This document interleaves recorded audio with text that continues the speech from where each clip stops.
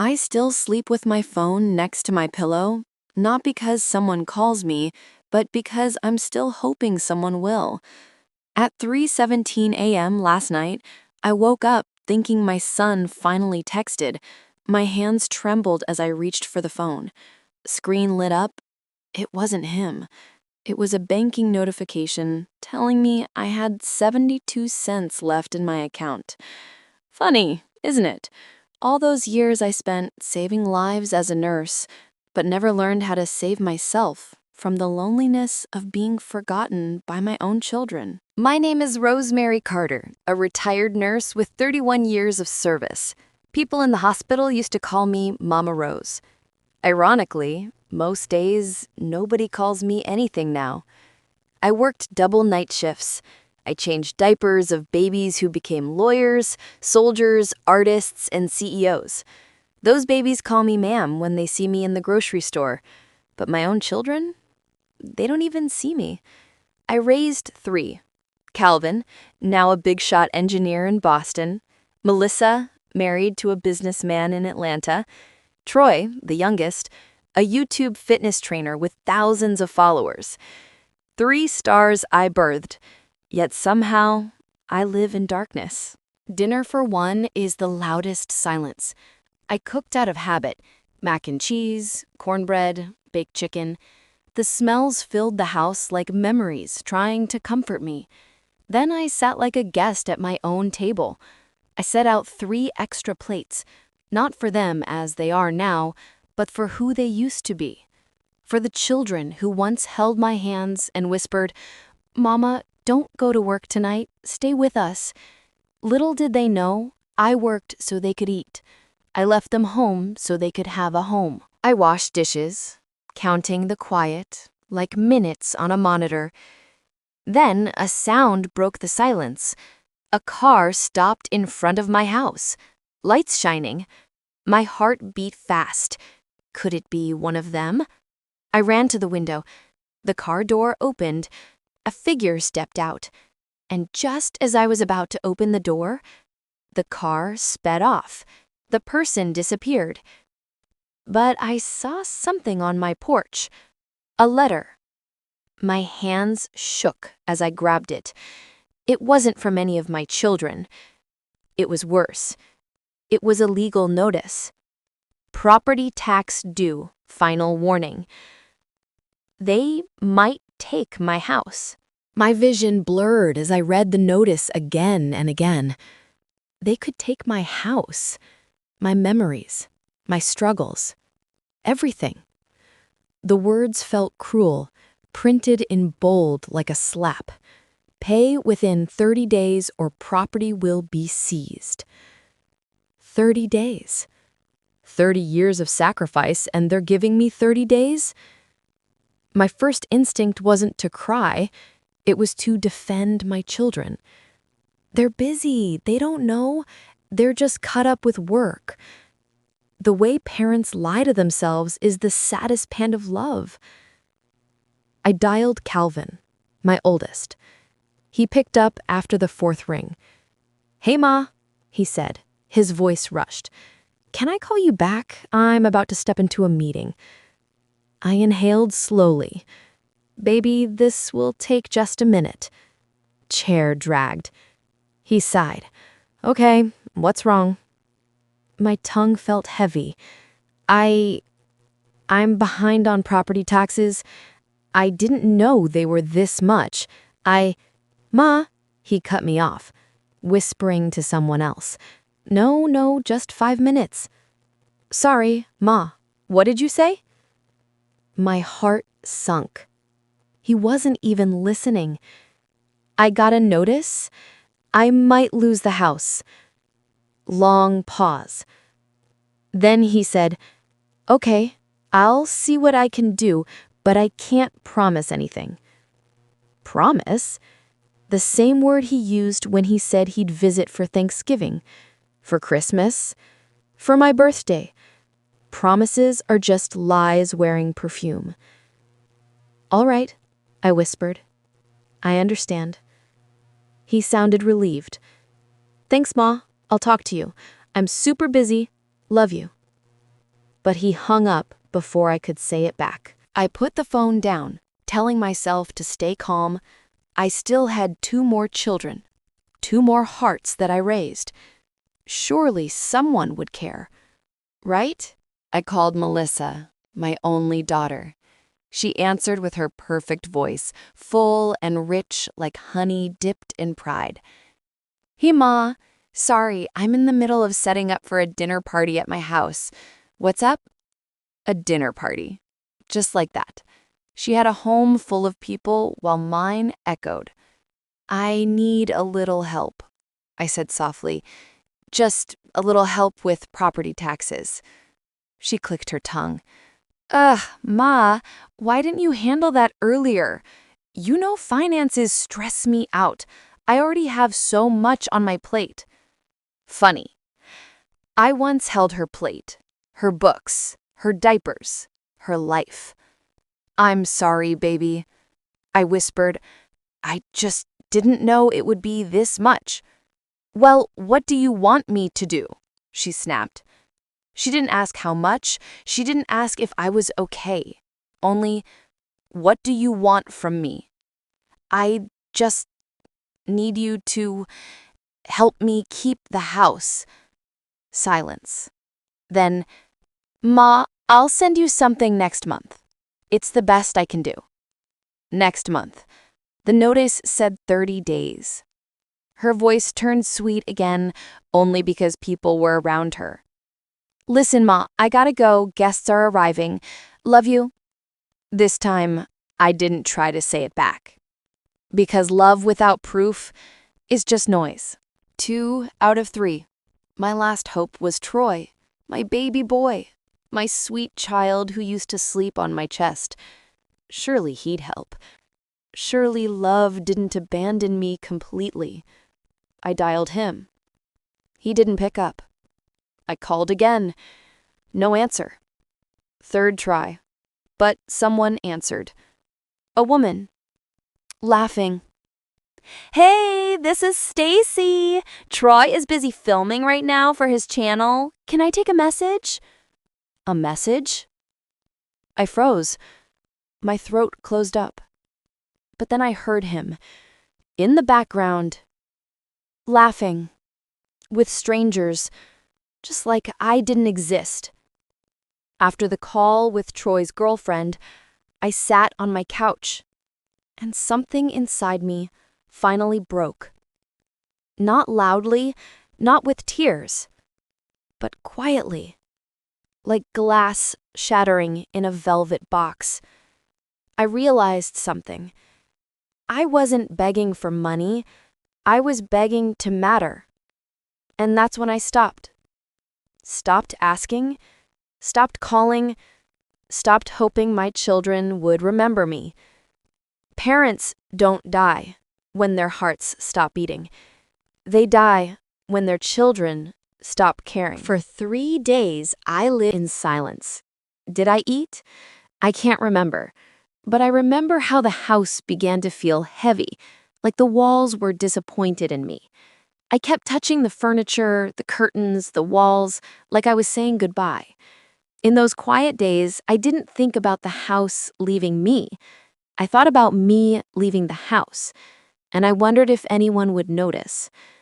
On the 4th day, I heard a knock. Soft, gentle, patient. Not a demand, not a rush. I opened the door to a young man dressed in a hospital uniform, nursing scrubs, blue ones, the same color I used to wear. He smiled nervously. Hi, are you Mrs. Carter, Nurse Carter? I nodded slowly. I'm James Quinn. I've been looking for you. My heartbeat picked up. Did something happen? I asked. He took a deep breath. Actually, ma'am, something happened a long time ago, and I owe you for it. He stepped inside, clutching his backpack like a secret. You probably don't remember me, he said. But when I was 11, I came into the ER, shot in the shoulder. Everyone thought I wouldn't make it. The memory flashed. A boy bleeding, shaking, crying for help. and me whispering, "Stay with me, baby. I'm right here." I had held his hand for hours, sang to him, refused to leave him. "You stayed until I slept," he whispered. "You told the surgeon to work faster. You yelled at him. You saved me." Then he said what my own children hadn't said in years. "I've been trying to find you to say thank you." My lips trembled, but no words came out. He reached into his backpack and pulled out a paper, a bill, the house tax notice. "I work at City Records now," he said. "I saw this, and I asked my supervisor for permission to contact you." My breath froze. He looked me straight in the eyes, not like a stranger, but like family. "Ma'am, please, let me help you." I stepped back, shook my head. "I can't let you pay for my mistakes." He smiled gently. "It's not charity, it's a debt. You paid with love. I'm paying with money." Just as I began to feel relief, my phone lit up on the table.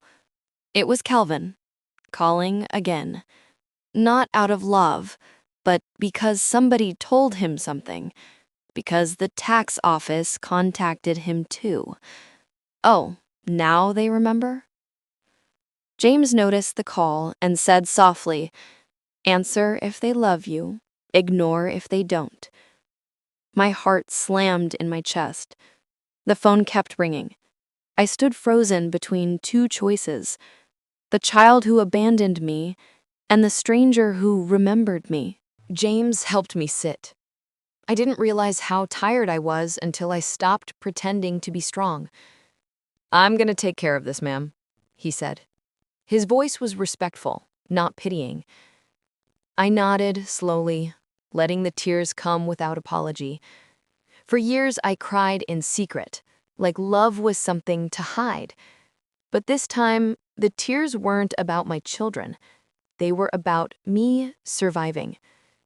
He paid the tax, every last dollar, signed his name, stamped the papers. "Your house is safe," he said. My house, my memories, my story, safe. Just when peace filled my chest like warm air, I heard a car door slam. Two angry voices, footsteps. Then, bang, bang, bang! Someone pounded on my front door. James stood, alert, protective. I opened the door. There they were, Calvin and Melissa, my children, looking at me like I had betrayed them. "Why didn't you pick up your phone?"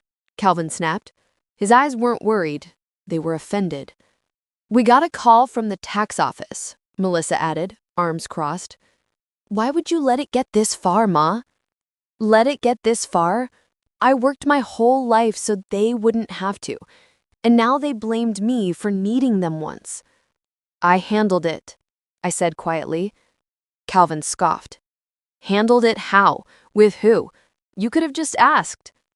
"I did ask," I said. Their faces dropped.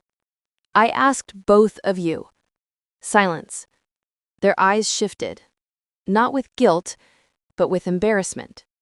Embarrassed that someone else helped me, that someone watched them fail at being children. Melissa glared at James. "And who are you? Why are you paying for our mother's house? That's our responsibility." James stood respectfully, hands in his pockets. "With respect, ma'am, it wasn't your responsibility. Not until you acted like it." Calvin stepped forward. "We could have paid it." James cut him off calmly. "But you didn't." His words were soft, sharp, undeniable. My children looked at me as if I caused their shame, as if my survival was an insult. I stood up straighter. "I'm not mad at you," I said. They softened, thinking those words meant forgiveness. "But I'm done depending on you," I finished. Their faces froze. I don't need money, I continued. I don't need excuses. I don't need you to remember me only when there's a crisis. Their mouths opened, but no words came. I turned to James. I just need respect and presence. They didn't hug me. They didn't apologize. They left. Not because they were ashamed, but because they were angry someone else did what they refused to do. The door closed behind them. And for the first time in years, my house felt full. I didn't hear from Calvin or Melissa for a long time after that day. One afternoon, while watering my garden, my phone buzzed. A message from Troy, my youngest. "Ma, can I come see you?" My heart tightened. Minutes later, another message. "I'm sorry I didn't answer that day. I want to talk." My thumb hovered over the screen. Fear, love, doubt, hope, everything tangled. But I replied, "Come when you're ready." Troy arrived the next morning. He wasn't dressed like the confident trainer from his videos. No flashy clothes, no camera, just a young man with red eyes and shaking hands. He hugged me tight, the kind of hug that says more than words ever could. "I'm sorry, Ma," he whispered. His voice cracked. I was scared. I didn't want to feel responsible, so I pretended it wasn't happening. I held his face in my hands. "Troy, ignoring pain doesn't make it disappear. It makes it grow." He nodded, tears falling. Then he handed me something, a folded envelope. "I've been saving," he said quietly. "I want to help. Not because you need me to, but because I want to show up." Inside was $500. Small to some, but to me, it was the first act of love since they grew up. It wasn't money. It was presence. Months later, as seasons changed, so did relationships. Calvin and Melissa eventually came back, not with money, but with apologies. Clumsy, slow, awkward apologies. They didn't change overnight, neither did I, but they tried. And trying is the real beginning of love. James remained close, like a fourth child in spirit. Even at holidays, he'd show up with flowers, saying, "For Nurse Carter, the woman who saved me twice." I used to think a mother's love meant sacrificing everything. But now I know love is not sacrifice. Love is investment. An investment must return respect. I will always love my children, but I will no longer love them more than myself. Parents are not backup plans, ATM machines, or emotional dumpsters. We are human. We break. We deserve care. If you are a child, remember this. You don't owe your parents money. You owe them presence. You owe them respect.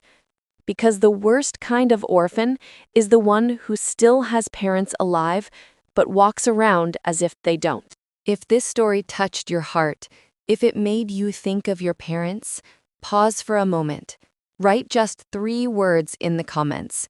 Parents deserve better. Subscribe for more powerful SoulSpeak stories, where every emotion has a voice, and every voice has a truth. Like, comment, and share for the mothers who gave everything, for the fathers who waited alone, for the parents who still love us, even when we forget them.